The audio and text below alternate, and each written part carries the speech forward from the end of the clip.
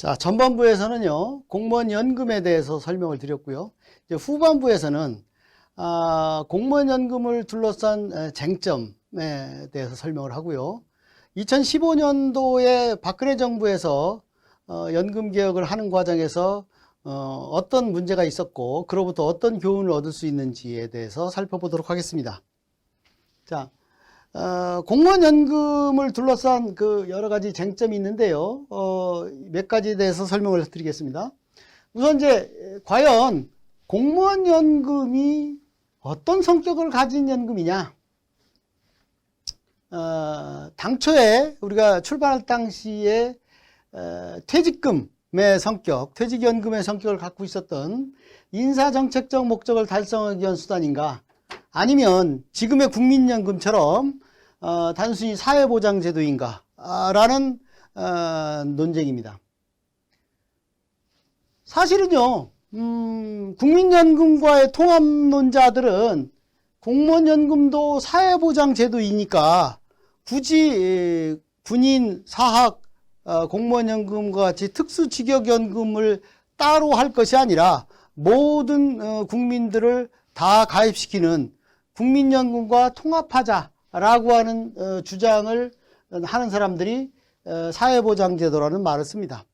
그런데 아시다시피 아까 제가 앞에서 설명을 드렸듯이 공무원의 경우에는 민간 부분의 퇴직금, 대개 보편적으로 보면 1년 근무하면 1개월치의 퇴직금이 있죠. 이 퇴직금이라든가 최근에 이제 그 퇴직금이 일정 기준 이상의 경우에는 찾았을 수 없게 만드는 퇴직연금 제도로 바뀌었는데, 이 퇴직연금과 같은 수준이냐라고 할 때 정부에서 이 퇴직수당이라는 것을 최근에 만들었지만 그 퇴직수당의 지급액을 보면 재직연수에 따라서 민간 퇴직금의 6.5% 내지 39% 수준에 불과하다는 거죠. 말하자면 민간 부분의 퇴직금에 해당되는 정부의 퇴직수당이, 공무원의 퇴직수당이 민간 부분의 퇴직금에 대해서 현저히 낮기 때문에 지금의 공무원 연금, 퇴직급여가, 퇴직연금급여가 이 퇴직금의 기능을 일부 하고 있다는 것이죠. 그래서 인사정책적 목적을 달성하기 위한 수단이라는 주장도 설득력이 있는 거죠. 말하자면 이 공무원연금의 성격의 논쟁에 있어서 이 퇴직수당 부분이 민간 기업의 퇴직금처럼 같은 금액으로 상향 조정이 된다면 공무원연금을 사회보장제도로 전환할 수 있겠지만, 지금처럼 퇴직수당이 민간 퇴직급여의 퇴직금의 6.5% 내지 39% 수준에 머물러 있다고 한다면 그 나머지 부분을 공무원 연금으로 채워야 되기 때문에 이걸 단순 사회보장제도라고 볼 수 없는 거죠. 지금 현재의 지급 규모라든가 지급 방식을 보면 공무원 연금은 인사정책적 목적과 사회보장적 성격을 같이 가지고 있다라고 보는 것이 대부분의 인사행정학자들의 공통된 주장입니다. 자, 두 번째, 연금을 얘기할 때 공무원 연금에 대해서 이 비판적인 입장을 취하고 있는 학자들은 이 장기 추계를 통해서 볼 때 정부가 고용주로서 취해야 될 의무 이상으로 공무원들에게 과도한 특혜를 주고 있다. 최근에 이제 제일 먼저 그 연금 재정이 바닥이 난 군인연금이라든가 이제 그 뒤를 이어서 공무원연금, 앞으로 이제 사학연금까지도 그런 현상이 발생할 텐데 그것을 정부의 보전금으로 메꾸는 것은 민간 국민들에 비해서 공무원에게 과도한 특혜를 주는 거다라는 이제 주장이 나오게 되는 것이죠. 그런데 이제 그 과정에서 이제 문제가 되는 것이 뭐냐면 연금 재정의 장기 추계를 하게 되는데, 이 장기 추계가 과연 정확하냐 이거죠. 말하자면 연금 재정이 앞으로 30년 뒤에 어떻게 될 거다, 50년 뒤에 어떻게 될 거다, 70년 뒤에 어떻게 될 거다라고 하는 그 주장의 근거는 장기 추계를 통해서 이제 말이 되는 것인데, 이 장기 추계를 하는 경제학자들조차 실토하는 것인데, 말하자면 이자율이라든가 여러 가지 장기 추계에 들어가는 변수가 조금만 왜곡되거나 조금만 과대 또는 과소 추정이 되면 이 장기 추계의 규모가 현격한 격차를 보인다는 것이죠.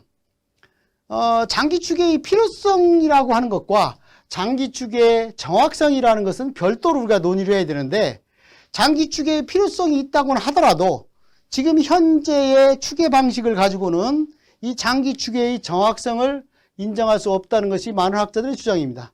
그러면 정확하지 않은 장기 추계를 가지고 연금 재정의 문제를 논의하는 것이 과연 바람직할 것이냐. 그래서 이 장기 추계의 정확성 문제를 어떻게 해소할 것이냐가 관건이다라고 볼 수 있겠습니다. 그래서 이 70년까지의 장기 추계를 한 세대 정도의 30년 정도의 추계가 오히려 더 현실적이지 않느냐라는 생각을 하고 있습니다. 자, 그 다음에 이제 연금 충당금의 성격에 대한 오해인데요. 노무현 정부 때부터 현금주의 정부 회계화에서 발생주의 정부 회계로 이전하면서 이제 연금 충당금이라고 하는 것이 회계장부, 정부의 회계장부상에 반영이 됐습니다. 그런데 사실 이 연금 충당금은 기업 회계에서 퇴직급여 충당금과 같은 성격입니다. 말하자면 많은 기업들은 직원을 채용하게 되면 그 직원이 앞으로 매년 근무하고 퇴직할 걸 대비해서 고용주 부담인 퇴직급여를 쌓아놓도록 강제하고 있죠. 말하자면 기업이 도산하면 퇴직금을 지급할 수 없기 때문에 그것을 한꺼번에 하지 말고 매년 자기 직원들의 1년치 퇴직금을 충당금으로 쌓아놓아라 라고 하는 것이죠. 그러니까 말하자면 직원을 많이 채용하면 퇴직급여 충당금이 늘어나는 것이죠.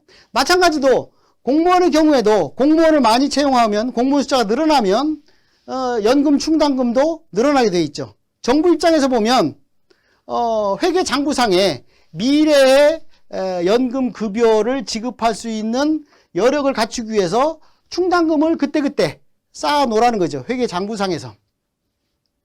그런데 이 충당금이라고 하는 것을 정부에서 용어를 어떻게 썼냐면 연금 충당 부채라는 용어를 썼습니다. 근데 이제 왜 그러냐면 회계장부상에 보면 자산과 부채, 자본 이런 것이 있잖아요.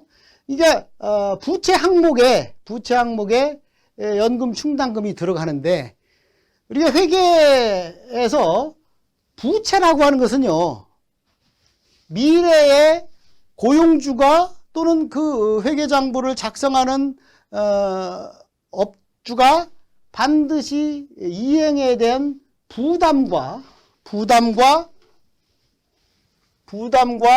채무의 합입니다. 말하자면 이거 우리가 회계장부상에서 부채라는 개념은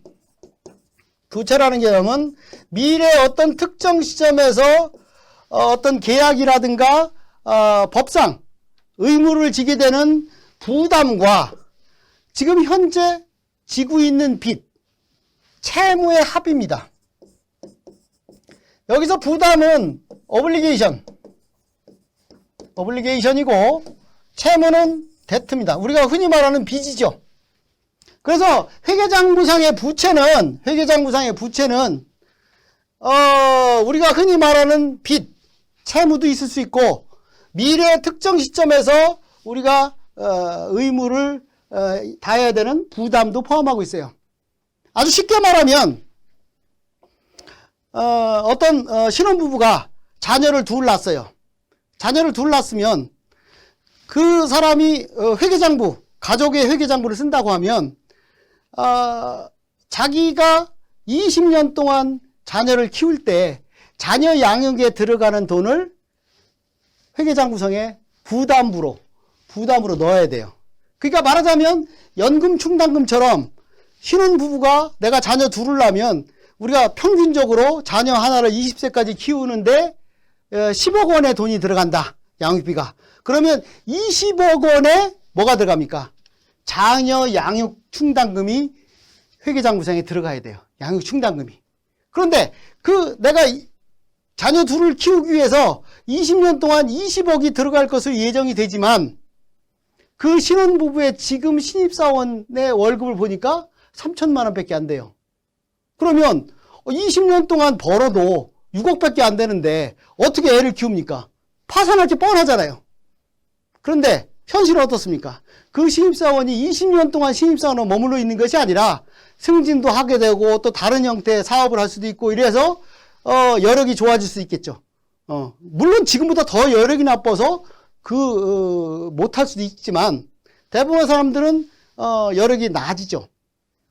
무슨 얘기냐면 자녀를 낳아서 20억의 자녀 양육 충당금이라고 하는 것을 잡듯이 공무원을 채용하게 되면 미래의 특정 시점에서 연금을 지급해야 될 의무가 발생하죠.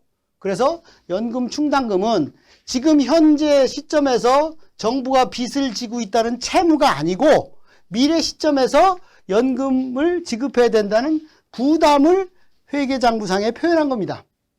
그래서 사실은 이 충당부채라는 개념을 충당금이라고 쓰는 것이 더 적절한 표현일 수 있고요. 부채라고 하더라도 부채는 뭔다? 부담과 채무의 합이기 때문에 우리가 흔히 말하는 나랏빚은 아니다라는 거죠.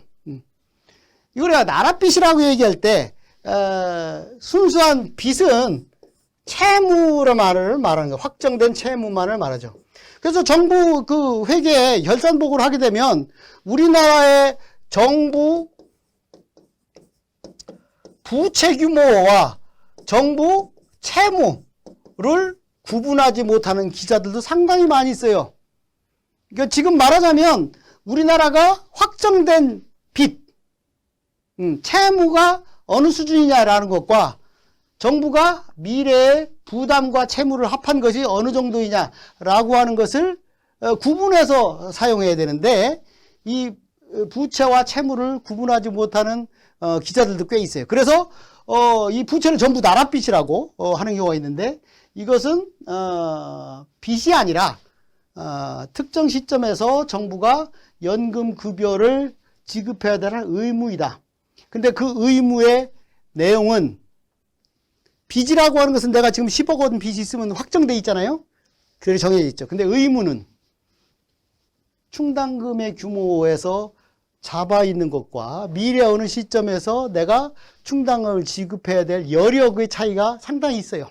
그러니까 물론 아까 내가 얘기했던 신혼부부 예처럼 미래 시점에서 여력이 생겨서 20억이라는 양육비를 충분히 부담할 수 있는 사람이 될 수도 있고 그것마저도 못하는 사람이 될 수도 있죠.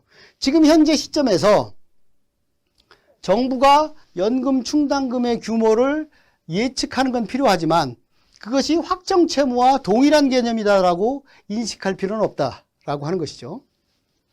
그 다음에 연금 개혁은 어떻게 해야 되는 것이냐 하는 연금 개혁의 방법론을 가지고 논란이 있는데요. 아까 제가 2015년에 14년부터 했지만 14년, 15년에 박근혜 정부 때 연금 개혁이 결과적으로 보면 모수개혁으로 결론이 났죠. 모수개혁이라는 것은 말 그대로 연금의 그 중요한 기준이 되는 기여금과 연금급여 이 두 가지를 중점으로 개혁하는 것인데 말하자면 고령사회가 진전되든가 또는 말하자면 오랫동안 살다 보면 과거에 예측했던 평균 수명보다 연금급여가 많아지게 되죠. 그러면 어떻게 됩니까? 정부 입장에서 보면 기여금을 더 많이 받을 필요가 있겠죠. 물론 그 기여금이라고 하는 것은 아까 연금 재정의 방식에서 기여제를 채택하고 있는 나라에서 그래요. 비기여제를 채택하고 있는 나라에서는 아예 그거 자체가 없죠. 기여금 받을 얘기가 없으니까. 근데 우리나라처럼 기여제를 채택하고 있는 나라에서 이 기여금을 올리는 거죠. 즉 국민연금에서 4.5%의 종업원 부담, 그 다음에 사업자가 4.5% 부담을 하듯이, 또 정부에서 공무원이 9%의 기여금을 내고 정부가 9%의 부담금을 내는 이 기여금과 부담금의 규모를 비율을 높이는 거죠. 지금 현재 공무원이 100만 원의 월급을 받고 있다라고 하면 기여금 얼마 냅니까? 9%니까 9만 원의 기여금을 내겠죠. 이것을 더 올려야 된다. 기여금을 올리고 급여를 낮추는 거죠. 지금 연금 급여율은 2035년까지 1.7%로 낮추게 돼 있죠. 이걸 계속 낮춰오는 거죠.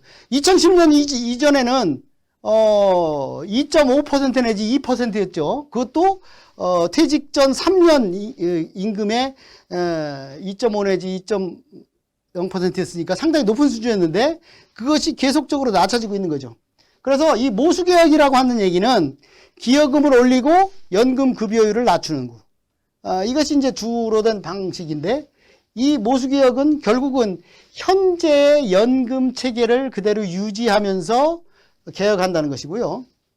구조개혁은 지금의 연금 지급 체계를 완전히 뒤바꾸는 겁니다. 특히 개인연금 학자들이 주장하는 것들이 공무원연금과 국민연금의 통합 논의가 있는데요. 예를 들어서 공무원들의 경우에 지금 공무원연금이라든가 또는 사학연금이라든가 군인연금처럼 특수직역연금인데, 그것을 완전히 털어서 민간 기업처럼 퇴직연금과 국민연금으로 재분할해서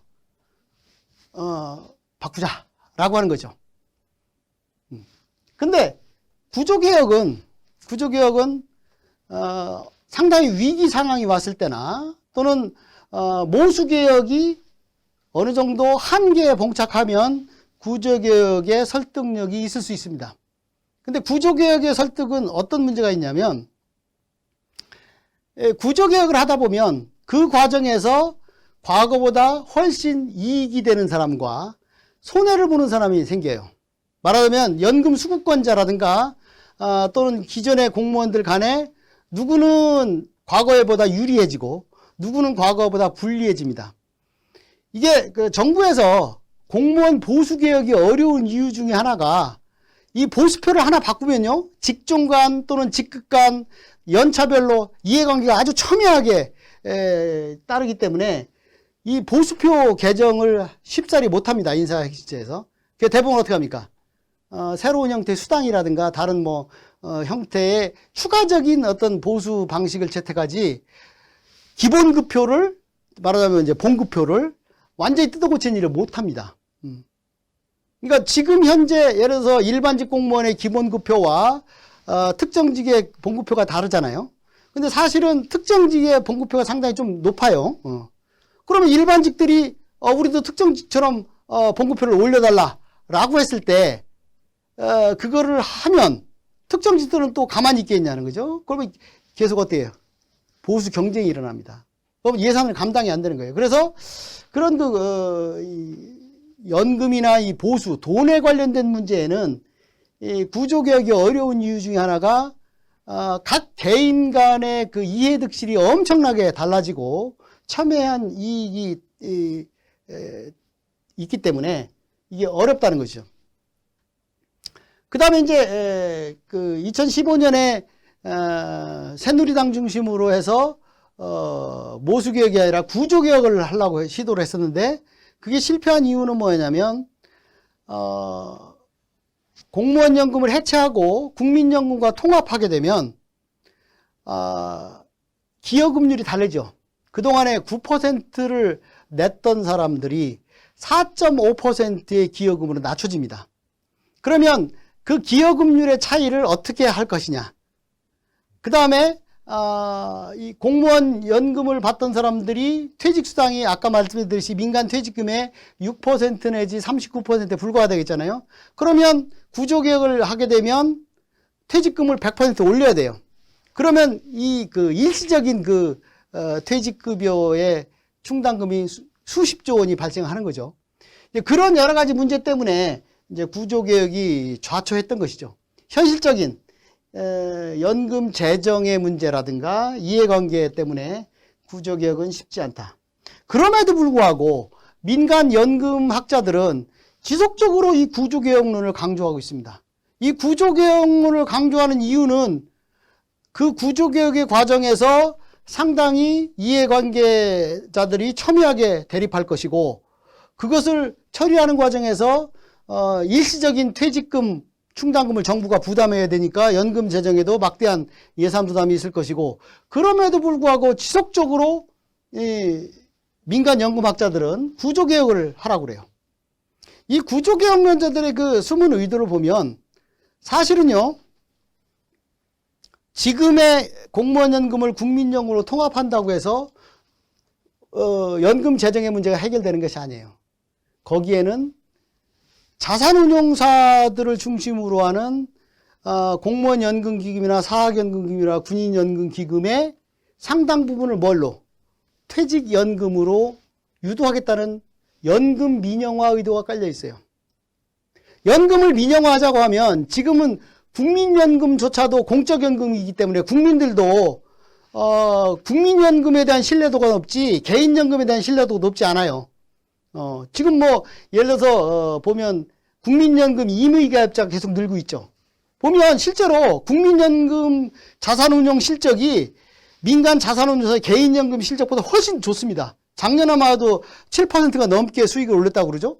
그러니까 이게 이 국민연금 운용 실적이 좋기 때문에 또 자기들이 판단해도 개인연금보다 국민연금이 훨씬 더 수익률이 좋기 때문에 최근에는 국민연금의 그 임의계약자가 늘어난다고 하고 있죠.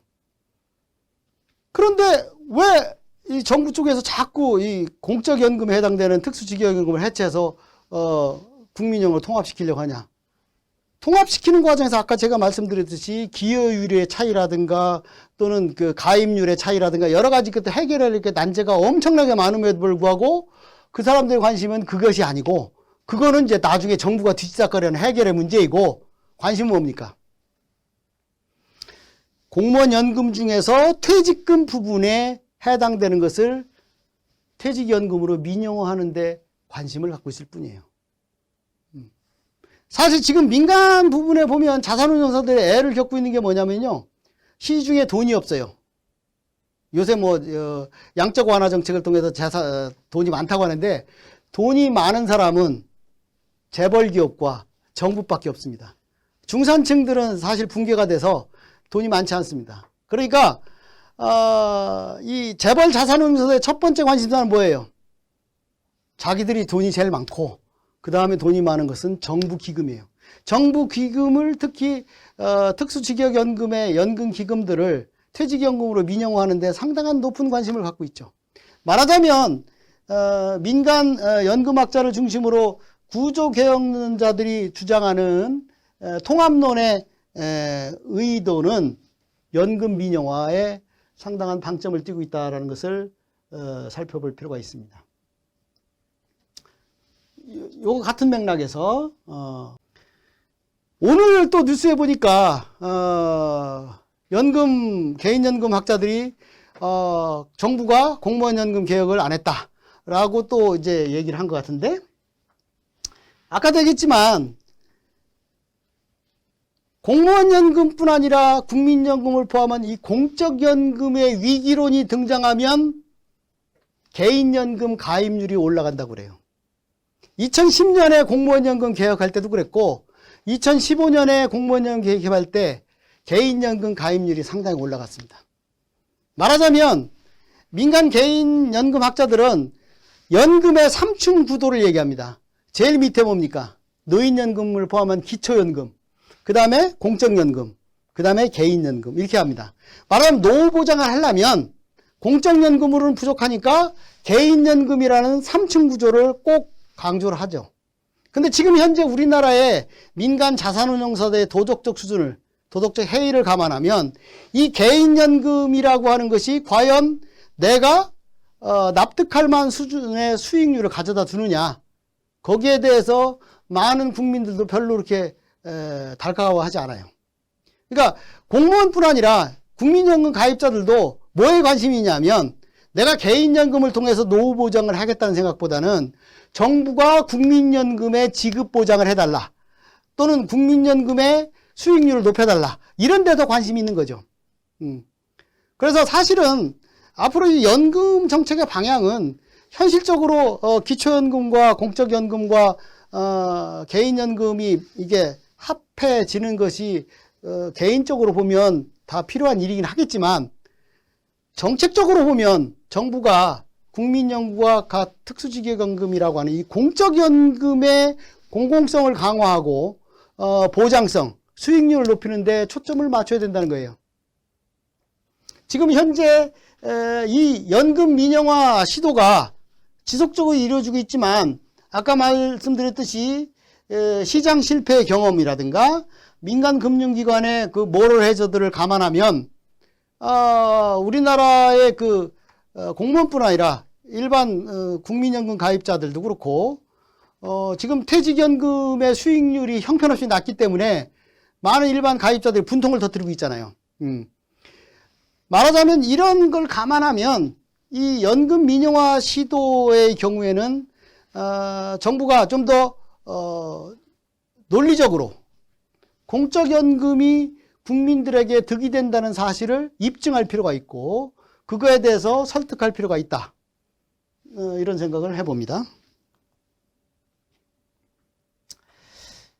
2014년 15년에 제가 이제 공무원 연금 개혁에 참여를 했었는데 연금 개혁에 두 단계가 있었어요. 사실은 2014년 15년 연금 개혁의 경우는 사실은요 2009년 10년 개혁 때도 마찬가지였지만 대부분의 연금 개혁은 정치권에서 관심이 없습니다. 왜? 연금 개혁을 하면 어떻습니까? 많이 깎고 더 내는 쪽이 되기 때문에 당사자들은 극렬하게 저항을 하게 돼 있어요. 그러니까 표 떨어지는 소리가 나요. 그래서 대부분의 정치권에서는 관심이 없어요. 어떡합니까? 행정부에서 합니다. 니들이 알아서 해. 그런데 관료들조차도 자기들이 그런 그 총대를 매기 싫어해요. 그냥 안 하려고 하는 게 정상인데 떠밀려서 하죠. 그래서 2014년에 지금은 인사혁신처가 2014년 11월에 생겼지만 안전행정부가 있을 당시에 공무원 연금개혁 전문위원회를 해가지고 아까 말했듯이 기여금을 올리고 급여를 낮추는 모수개혁안을 도출을 했습니다. 그 당시에 그 인사행정학자, 복지학자, 경제학자 뭐 이런 사람들이 다 참여를 했죠. 그런데 2014년 7월에 청와대에서 모수개혁안을 반려시켰어요. 구조개혁을 해오라는 거예요. 그런데 그 당시에 안전행정부의 연금개혁에 참여했던 많은 학자들과 실무가들이 공통적으로 했던 것이 뭐냐면 연금 재정의 안정을 위해서 연금개혁을 한다고 했기 때문에 구조개혁을 하게 되면 어떤 문제가 발생합니까? 지금 현저히 낮은 퇴직금을 정상화해 가지고 퇴직연금에다가 정부가 수십조 원, 심지어는 100조 가까이 되는 퇴직연금을 일시에 지급을 해야 돼요. 그러면 구조개혁을 하게 되면 아까 어떤 효과가 있다고 했어요? 연금 민영화 효과가 있다고 그랬죠? 그것이 말하자면 민간 자산운용사에게는 도움이 될지 모르지만 정부 입장에서는 막대한 일시적인 돈이 들어가야 돼요. 그러니까 그것을 뻔히 아는 학자들도 지금 현재 고령사회에 맞춰서 모수개혁을 통해서 더 내고 덜 받는 모수개혁은 타당하지만 구조개혁을 하게 되면 일시에 엄청난 퇴직급여 충당금이 민간으로 나가야 되기 때문에 정부가 그걸 감당할 여력이 없다. 연금재정 안정에 역행한다 오히려. 그래서 반대를 했던 거예요. 그런데 뭐 뚜렷한 이유가 없어요. 내가 여기서 뭐 공개석상에서 누구라고 개인 실명은 얘기 안 하겠지만 그걸 돌려보냈어요. 그리고 구조개혁을 해오라고 요구를 한 거예요. 그러니까 거기에 참여했던 연금개혁 전문위원들이 우리가 신의와 성실의 원칙에 의해서 우리가 합리적인 연금개혁을 만들었는데 어떤 특정한 정치적 방향에 맞춰서 그거 못한다 라고 하고 거부를 했어요. 그래서 이제 아까 말했듯이 구조개혁은 연금 재정 안정에 상당히 부정적일 거다. 일시에 퇴직금을 지불하고 나머지 사회보장을 분리해서 국민연금 통합하는 것이 구조개혁의 핵심인데 그것이 문제를 많이 갖고 있다라고 주장을 했죠. 그랬더니 그거를 2014년 9월에 새누리당과 한금연금학회, 여기서 연금학회는요, 이 연금학회의 기관회원을 보면 민간 자산운용사들이 대부분이에요. 이 연금학회가 주도해서 구조개혁안을 도출했어요. 지금까지 여기 때는요, 공무원 노조들이 관여를 안 했어요. 이 구조개혁안이 나오니까 공무원 노조들이 이거 이상하다 라고 해가지고 노조 집행부에서 이 문제를 가지고 국회에서 논의해달라 라고 하는 바람에 이걸 국회로 논의장소로 옮겼죠. 옮기니까 이제 완전히 이제 다 내놓고 토의를 시작한 거죠. 저도 그때 이제 참여를 했었는데 이 구조개혁의 문제점이 적나라하게 드러난 거죠. 그래서 다시 모수개혁으로 회귀했어요. 근데 우스운 거는요, 아까 제가 2016년 개혁안, 여기에서 나온 이 모수개혁안하고 2014년에 안전행정부에서 만든 이 모수개혁안을 비교해보면 이게 더 강력했어요. 아까 말한 대로 유족급여 있잖아요. 유족급여가 이때는 60%로 낮췄잖아요. 이때는 50%였어요. 말하자면 이거를 정부에서 주도 안 하고 당에서 주도하는 바람에 혹 때려다 혹 붙였어요. 더 후퇴한 거죠, 사실은. 이제 이 이면사에 대해서는 내가 여기서 얘기할 수 있는 입장이 아니고 나중에 이제 오프라인 강의 때 잠깐 설명을 드리겠는데 그 과정에서 이제 제대로 된 연금 개혁에 대한 논의가 없어지게 된 거죠. 이 과정에서 특히 새누리당이 연금 개혁안을 추진하는 과정에서 어떤 문제가 있었는지를 제가 2014년 10월에 서울대학교 정책지식센터에서 발표를 했어요. 그 당시에 많은 연금학자들이 참여를 해가지고 했는데 그때 이제 제가 썼던 페이퍼의 중요 내용인데요. 절차적 정당성의 결여입니다. 즉 공무원 연금 개혁을 할 때 대부분의 정부에서 어떤 정책을 만들거나 개혁을 하게 되면 폴리시 타겟 그룹, 정책 대상 집단에 참여를 시킵니다. 그런데 연금 개혁을 하는데 공무원과 수급자와의 협상이 처음에 생략됐어요. 두 번째, 이 연금 개혁을 하는 과정에서 공무원들 또는 국민들한테 정확한 정보를 제공하고 고령사회에 진입하기 때문에 연금을 깎을 수밖에 없다. 또 연금을 깎으려면 기존의 연금 수급자와 수급자는 아니지만 공무원 중에서도 연금 개혁의 그 풍파, 뭐라거나 바람에서 벗어나 있는 고령 공무원과 이제 완전히 그 폭풍을 제대로 맞는 신규 공무원 간에 이게 사실은 입장이 현격하게 다르거든요. 그런 것에 대한 적절한 이 절충을 위해서 이게 협상이 이루어져야 되는데 그런 건 안 하고요. 오히려 국민과 공무원 간 새로운 형태의 사회적 갈등을 유발했습니다. 언론을 동원해서 어떤 짓을 했냐면 국민연금은 수급 비율이 2배 수준인데 공무원 연금은 3배 수준이다. 또 예를 들어서 국민연금 가입자들은 아까 제가 했듯이 기여율이 4.5%라고 했잖아요. 공무원연금은 몇 %입니까? 9%죠. 그러면 똑같이 예를 들어서 쉽게 100만 원의 월급을 받는 사람이 국민연금 가입자는 4.5만 원, 4만 5천 원의 기여금을 내고 이 공무원의 경우 9만 원의 기여금을 내잖아요. 그런 그 기여금률의 차이, 재직기간의 차이 이런 걸 아무런 저기 안 하고 공무원연금은 아까 말씀드렸듯이 1960년에 생겼지만 국민연금은 1988년에 생겼잖아요. 그러면 2016년 같으면 이제 24, 5년 정도 됐어요. 공무원 중에는 거의 뭐 교사들 같은 경우는 40년 재직자도 있고 그런데 그런 거 일체 생략하고 공무원 연금 수급 평균액, 국민연금 연금수 평균액 해놓고 차이를 얘기한 거예요.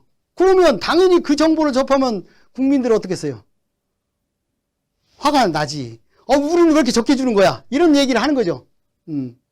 자, 많은 공무원들은 알지만 국민연금 가입자인 국민들은요, 아까 말씀드렸듯이 퇴직수당이 일반 퇴직금의 6.5%에서 39% 수준에 불과하다는 사실을 모르고, 국민연금과 기여금률의 차이가 있다는 사실을 모르고, 재직기간의 차이가 있다는 사실을 모르고, 다 모릅니다. 그런데 딱 평균적으로 얘기만 한 거예요. 공무원 연금은 평균 300만 원을 받는데 국민연금은 평균 150만 원을 받는다. 이 언론 정보를 딱 터뜨리면 대부분의 국민들이 화가 나게 돼 있어요. 뭘로 한다 이게.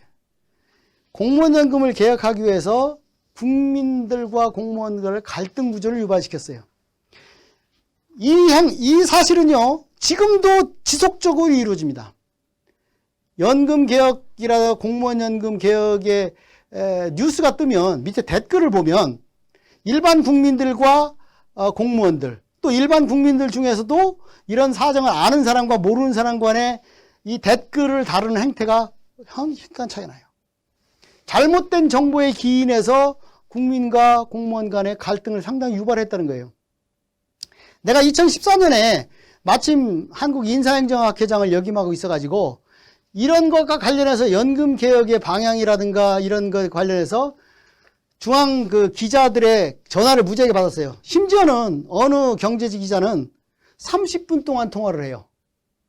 자기들이 의도한 답이 안 나오면 그 다음날 한 줄도 안 나와요. 말하자면 그런 식이었어요. 그러니까 언론을 통해서 이런 갈등을 유발하는 이런 행태를 보였는데 그것이 성공하지도 못했을 뿐 아니라 지속적으로 지금도 일반 국민들과 공무원 간의 갈등, 유발 구도를 갖고 있다는 겁니다. 내용적 측면에서 보면 공무원 연금 제도의 아까 말했듯이 인사정책적 측면, 인사정책 측면이라는 것은 퇴직금의 성격을 갖고 있고 공무원의 동기부여 수단으로서 쓰인다고 하는 측면 고려가 전부였고요. 공무원 연금에 대한 정부 재정 투입과 관련된 많은 정보가 왜곡됐다라고 하죠. 예를 들어서 정부가 재정 투입을 하지 않고 순수하게 이 민간 또는 또 기여금 이런 것들을 많이 내는 쪽의 국가들의 사례만 나열하고 아까 말했듯이 기여제나 비기여제 또는 적립제 부과제가 있죠. 근데 북유럽 국가들은 비기여제이고 부과제예요. 말하자면 기여금도 안 내고 정부 예산으로 전액 부담하는 그런 나라의 사례는 거의 들지 않았어요. 말하자면 선택적으로 요새 뭐 선택적 정의라는 말 유행인데 선택적으로 정보를 갖다 쓰는 바람에 많은 국민들이 이런 사실에 대해서 제대로 인식을 못했다는 거죠. 공무원연금의 수익비, 말하자면 기여금 대비 연금급여액, 그 다음에 소득 대체율, 기타 편익 등 국민연금과 직접 비교할 수 없는 요소들. 아까 제가 말씀드렸듯이 기본적인 게 뭐예요? 퇴직금의 차이가 있기 때문에 그것을 감안해서 수익비나 소득 대체율을 가야 되는데 그런 것에 대한 왜곡들이 있었다. 장기적 관점에서 재정 안정화 효과가 과대 포장됐다는 거죠. 아까 말씀드렸듯이 연금 민영을 하게 되면 일시에 수십조 원에서 100조에 이르는 정부 기금이 민간 자산운용사로 넘어가야 되는데 그런 문제에 대한 고려가 없었다는 거죠. 그 다음에 입직연도별 수급자 간 형평성 문제. 이게 이제 사실은 수급 구조개혁이 아니더라도 모수개혁이라 하더라도 사실은 이 연금 개혁 과정에서 좀 잘못한 측면이 있어요. 사실은 기존 연금 수급권자에 대한 삭감이 거의 이루어지지 않았어요. 그러니까 5년간 연금을 동결하는 것 정도 외에는 거의 이루어지지 않고 연금 개혁의 피해가 누구에게 갔습니까? 주로 신규 공무원들에게 갔어요. 사실은 이게 앞으로 이제 현실화되면 10년, 20년 지나면 신규 공무원들이 그 연금을 이제 지금 10년 된 사람부터 계산을 해보잖아요. 이제 10년부터 했으니까 세대 갈등으로 이어질 염려도 있어요. 이게 사실은 아까 제가 말씀드렸듯이 돈에 관한 한 누구도 양보 안 한다고 그랬잖아요. 그러니까 정부 입장에서 보거나 또는 정책당국 입장에서 보면 기존 수급권자가 많이 받는 건 다 알아요. 그런데 그들을 깎을 방법이 없고 그들을 설득할 방법이 없어요. 그러니까 어떻게 했어요? 아직 연금을 받지 않거나 아직 공무원이 되지 않은 신규 공무원들 위주로 제도를 막 깎아놓은 거예요. 이제 그것이 10년, 20년, 30년 뒤에 가면 현실적인 이제 피해로 나타난다는 거죠. 말하자면 이런 측면에서 보면 여기 나와 있죠. 2015년 현재 단기 재직 공무원이 그 이후 신규 공무원보다 연금 수급식비와 순연금 측면에서 불리해진 역전선이 발생. 그러니까 말하자면 아까 근무 기간에 따라서 어느 해에 입직한 공무원이 또 더 불리해지는 그런 현상도 발생을 하죠. 그래서 이행률이라는 것을 이제 넣긴 했는데 아까 말했지만 이거는 사실은 아무리 기술적으로 하더라도 입직 연도별로 수급자 간 형평성 문제는 상당히 어렵습니다. 그 문제를 감안할 필요가 있는데 그것이 제대로 이루어지지 않았다라고 하는 것이죠. 자, 후반부 내용은 연금 개혁과 관련된 기존에 논의되고 있는 쟁점에 대해 살펴봤고요. 2015년도 연금 개혁 과정에서 나타난 문제점, 그로부터 얻을 수 있는 교훈에 대해서 살펴봤습니다. 감사합니다.